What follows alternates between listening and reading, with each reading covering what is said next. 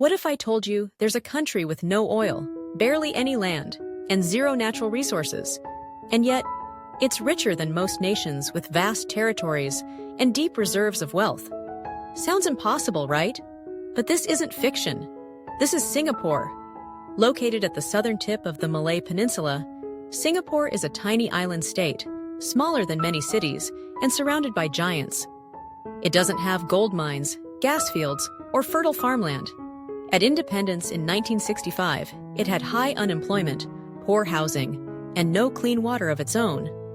It was a struggling port city, and not many gave it a chance. But here's what Singapore did differently. It bet everything on its people, its location, and its mindset. First, it built trust, fast. Under the leadership of Prime Minister Lee Kuan Yew, Singapore became known for clean governance and zero tolerance for corruption. This was not just about having good intentions. It was about building a reputation where global investors felt safe. And when trust meets opportunity, money flows. Singapore also recognized its geographic advantage.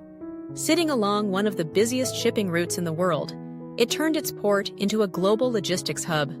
Fast, efficient, and world-class.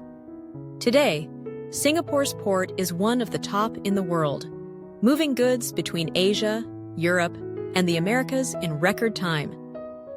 Then came education. Singapore made sure every child, regardless of background, had access to high-quality schooling, in English, connecting them directly to global business and innovation. Students were trained not just to pass exams, but to solve problems, lead, and adapt. The result?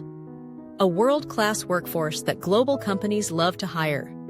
And those companies came. Singapore offered low taxes, political stability, cutting-edge infrastructure, and access to Asian markets. Multinational giants like Google, Amazon, and Pfizer now have a major presence there. Finance, biotech, logistics, and advanced manufacturing all thrive in this tiny space.